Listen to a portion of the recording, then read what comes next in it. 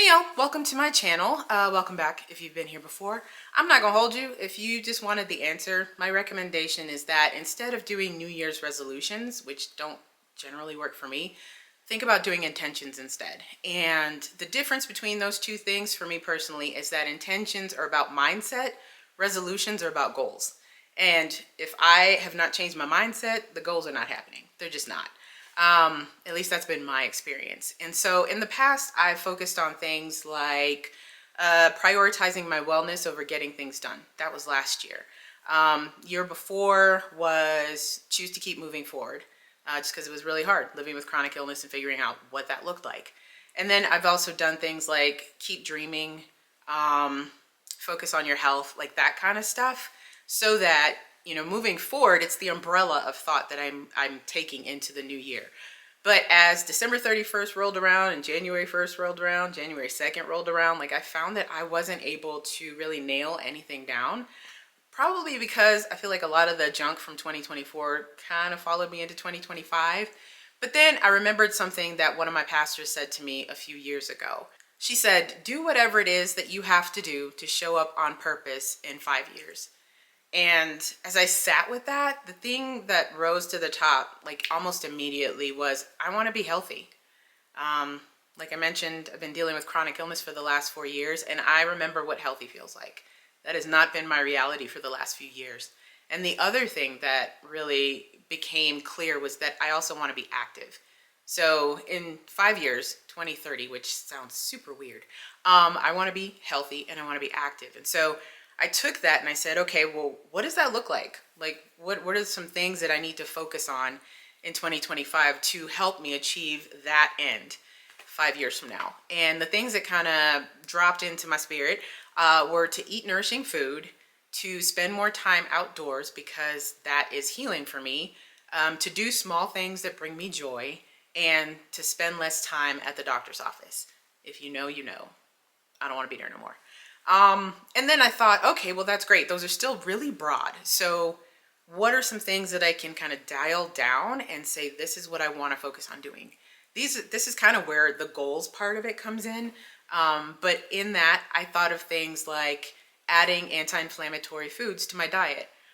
I'm not going to follow a diet. Like, it just takes too much energy. Like, previous me would have done the meal prepping and been hiking and working out 2 a days, lifting heavy, all of that stuff. Current me cannot do that.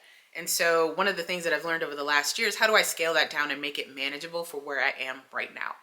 And for me right now, that is including adding anti-inflammatory foods to my diet. So thinking about things like eating more vegetables, especially leafy greens, adding, the anti-inflammatory fruits, drinking lots of water, like all of that stuff, focusing on protein and fiber, like all of that kind of dropped in because it's things that I've been looking at over the last year as I've tried to kind of pull myself out of this chronic illness cycle.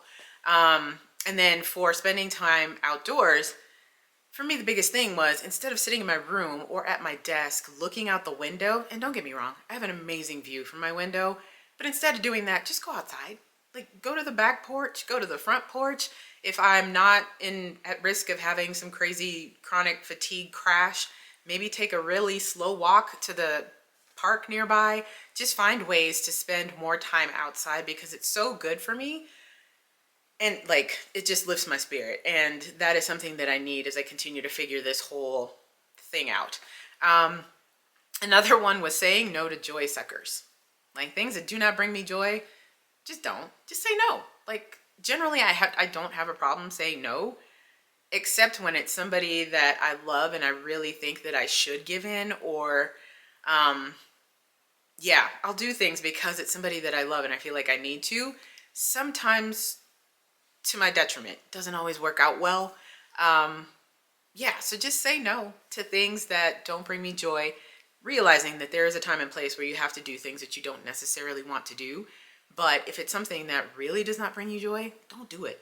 And then on top of that, finding things that do bring me joy and doing those things. So that may be within my current limitations, probably like watching movies that make me laugh. I love comedies and things like that. Spending time with really close friends that don't suck energy out of me, because your girl's an introvert and that happens really easily.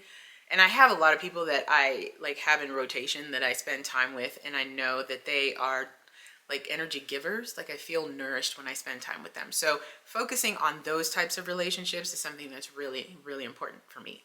And then the last thing is just looking for alternative ways to treat some of my symptoms. With physical therapy this year, one of the things that I learned after 4 years of dealing with this, there are actually two things that I learned that were like, why did it take y'all so long to tell me that? Number one is that there are actually markers for when I'm going to have a fatigue crash. So I'm able to use a product that I'm not going to plug because your girl ain't sponsored. But it's an armband that kind of regulates my heart rate. No, it doesn't regulate it. It tracks my heart rate variability to let me know when I'm overexerting and I need to sit myself down. So that's been really good in figuring out where my boundaries are with the chronic fatigue. But then also, it's given me the opportunity to return to exercise.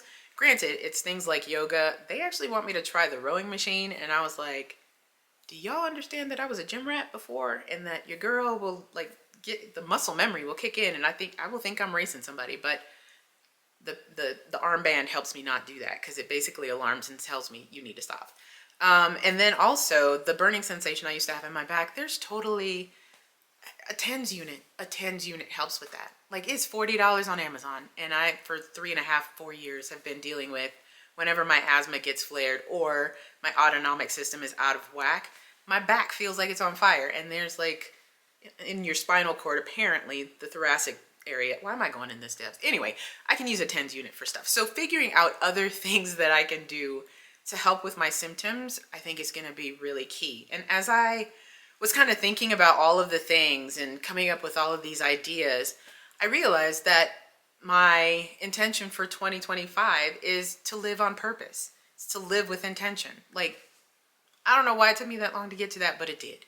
So once I got to that, the next step, if you choose to try this out, the next step is 100%, please write it down somewhere. Like put it somewhere where it's like super visible.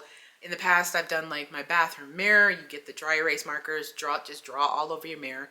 I've done that. I've done vision boards. I've done sticky notes all over the place, like in places that I frequent. But the best thing that I learned was like basically a tip from my therapist from last year. He said, create a lock screen and put it on your phone. And I thought, okay, that's brilliant because we look at our phones every day, multiple times a day. And it's something that whenever I look at it, it's a reminder of what I'm supposed to be focusing on for this year. The other thing is that I put quarterly reminders in my calendar. I live by my calendar right now because I'm not going to remember nothing.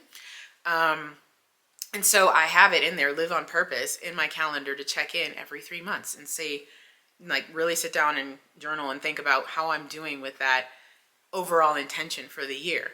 And then the last thing is accountability. You got to tell somebody. For me personally, I've told some of the people that are closest to me because they're amazing and will champion me in just anything that I choose to pursue.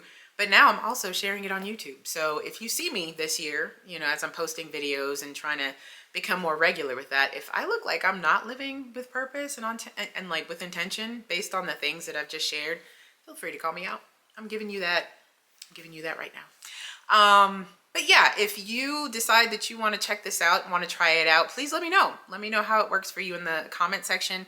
If you have something else that works for you, I'd love to know about that too, because I feel like part of the reason I came to intentions is because I saw it somewhere else. So that is all I have for you today. Have a wonderful rest of your week, and I will see you in the next one. Take good care.